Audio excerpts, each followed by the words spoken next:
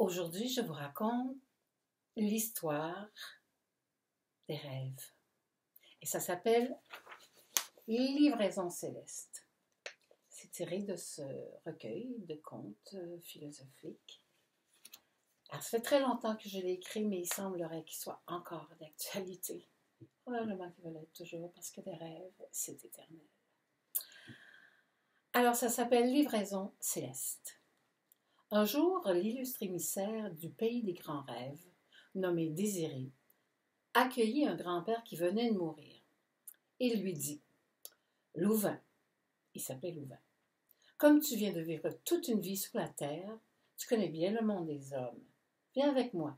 Je vais te faire voir une grande salle qui fait partie du royaume des rêves où l'on travaille activement pour les humains. » S'ouvrirent alors devant lui deux extraordinairement belles, grandes et magnifiques portes qui donnaient sur une aussi extraordinairement grande pièce dans laquelle se trouvaient des milliards et des milliards de cadeaux. Le grand émissaire reprit. Ce sont tous les cadeaux qui nous ont été demandés depuis la nuit des temps. Tous les désirs profonds émis par les enfants et les hommes sont acheminés en ce lieu où nous étudions et classons les demandes. Toutes les formes de désir sont acceptées. Tous ceux qui font plaisir, rire et sourire. Que ce soit une auto, car il y en avait, un tricycle, une poupée, un bateau, de l'amour, de la joie, des amis, du travail, tous les souhaits qui apportent la félicité sont exaucés. La terre est grande et les hommes font sans cesse de nouveaux souhaits. Or, quand nous sommes enfin prêts à leur envoyer ce qu'ils désirent, au lieu d'être reconnaissants, les humains sont souvent insatisfaits. Le problème, c'est qu'ils n'attendent pas de recevoir ce qu'ils ont demandé. Ils formulent immédiatement d'autres souhaits. Au moment où leurs cadeaux sont prêts, ils sont déçus parce qu'ils ne se souviennent que de leur dernier vœu. Louvain, encore surpris par ces révélations, se mit à réfléchir. Il pensa à sa propre vie et à toutes les demandes qu'il avait effectuées de son vivant. Il se rappela ce qu'il avait reçu et la manière dont il l'avait accepté, les sentiments et les émotions que cela avait suscité en lui. Force lui fut de constater que Désiré avait raison. Quel gâchis, se dit-il en pensant à tous les présents qu'il avait reçus et pour lesquels il n'avait ressenti aucune joie. Si j'avais pu être plus patient aussi, peut-être que j'aurais été plus heureux. Que de moments perdus. Le grand émissaire reprit la parole. Nous te chargeons de trouver une solution. En contrepartie, nous allons t'offrir la possibilité de retourner vivre sur la terre entouré des tiens. Acceptes-tu ma proposition? Grand-père Louvain considéra l'offre et la trouva alléchante. Retourner parmi les siens en chair et en os était très tentant, d'autant plus qu'il était parti très vite à cause d'un accident d'auto. Il n'avait donc pas eu le temps de faire ses adieux à ses proches, ni à ses petits-enfants qui l'aimaient tant.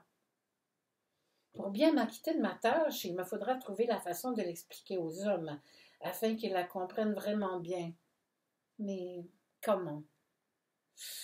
Créativité et souplesse, se dit Louvain. Je vais d'abord aller voir ce qui se passe quand un humain formule une demande, et après, je m'ajusterai.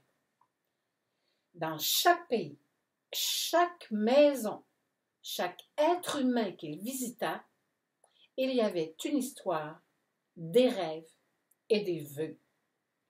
Beaucoup de peine, beaucoup de joie, beaucoup de déception, mais somme toute, bien peu de satisfaction. Cette mission n'est pas de tout repos, soupira le grand-père, mais je dois et je vais trouver un moyen pour y arriver.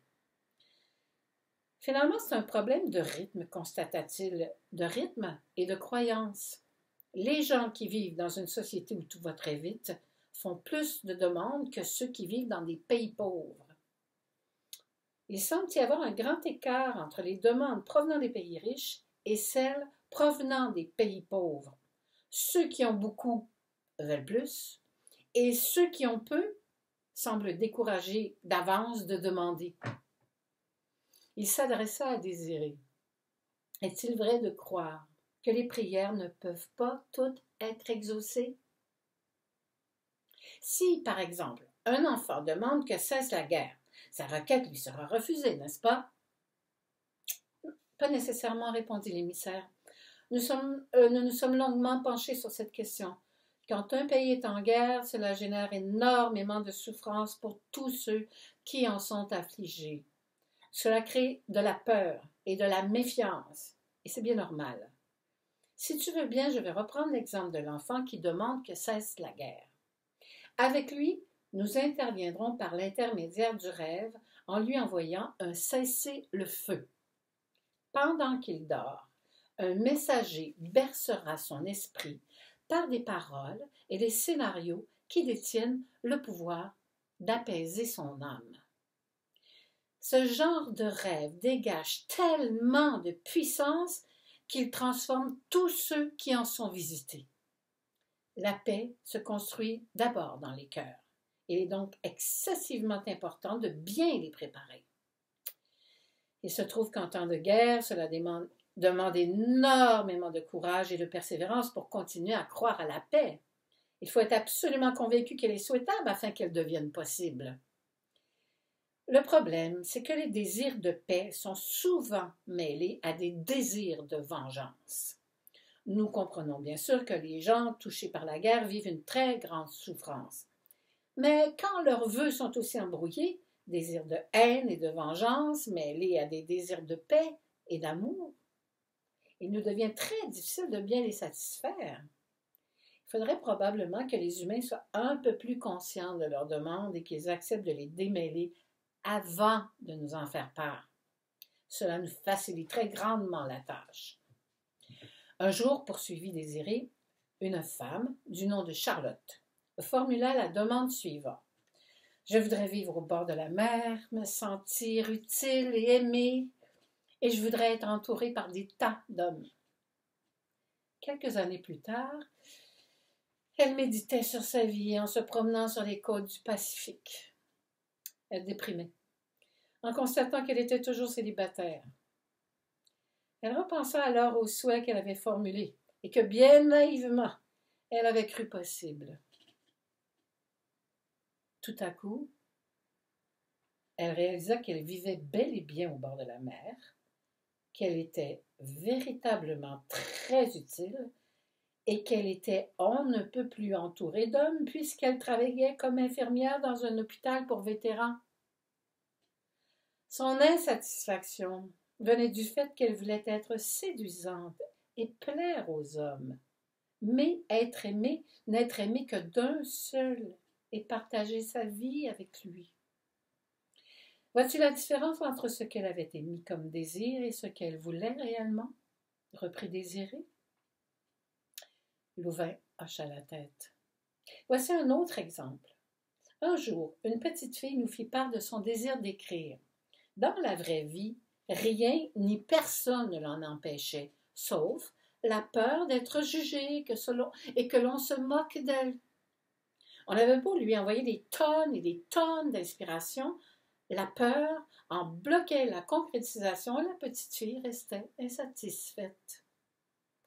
Elle aurait probablement dû demander de se débarrasser de sa peur de paraître ridicule et là, elle aurait été en mesure de recevoir le cadeau qu'elle demandait. Tu comprends comme ce serait simple si les humains savaient, dit Désiré à Louvain. Ah, une dernière chose, reprit l'émissaire. Il faut que tu saches que les merci ne sont pas obligatoires, mais ils constituent une bonne partie de notre carburant. La reconnaissance nous stimule énormément. Alors, et sur ce, le grand émissaire disparut. Ce qu'il faudrait, pensa Louvain, c'est que les demandes soient analysées par ceux et celles qui les formulent à partir de la terre, et non par ceux qui les reçoivent au pays des grands rêves. Pour cela, il faudrait rendre les hommes conscients. Mais comment y arriver? Louvain se souvint alors du vœu qu'une petite fille formulait en silence à chacun de ses anniversaires, pendant des années, avec toute l'intensité dont elle était capable. Elle désirait que son papa, qui avait une santé très fragile, reste vivant jusqu'à sa prochaine fête. Imaginez l'émotion de son père et de sa famille si elle avait émis sa prière à haute voix. Tous en auraient été touchés, et la communication dans cette famille aurait favorisé une plus grande union. En agissant ainsi, la petite fille ne faisait que suivre la coutume qui veut que lors de notre anniversaire, on émette un vœu avant de souffler les chandelles. Et pour qu'il se réalise, ce vœu doit rester secret. Mais c'est tout le contraire qui devrait se produire, s'exclama Louvain. Il faut absolument modifier la tradition et en instaurer une nouvelle, dit-il. Les vœux se transmettent par des ondes, continua-t-il à penser. Certains partent de l'esprit, d'autres proviennent du cœur. Ils voyagent à travers la conscience des hommes avant de se rendre à destination. Plus les êtres partageront leurs vœux à haute voix, plus ils affineront leurs désirs et seront alors plus sûrs de ce qu'ils demandent. Cela facilitera également l'acheminement des souhaits. Louvain se dit alors que la meilleure façon de communiquer ces informations serait sous forme de contes, parce que tous les humains, malgré leur âge, possèdent un cœur d'enfant. Je pourrais le leur offrir en cadeau pour Noël, se dit-il. Il se mit donc immédiatement à l'ouvrage. Voyez-vous, commença-t-il, je trouvais ma vie un peu terne, plus grand-chose ne m'animait. J'avais l'impression d'avoir fait le tour de mon jardin. Je voulais un défi, mais comme je ne savais pas comment le demander, j'ai été totalement imprécis dans ma requête, si bien que j'ai dû mourir afin de trouver un sens à ma vie. Eh oui, sauf que cela m'a permis de rencontrer le grand émissaire qui m'a chargé d'une mission. Apprendre aux hommes et à leurs petits à bien formuler leurs demandes. C'est leur donner le pouvoir de devenir des magiciens les uns pour les autres.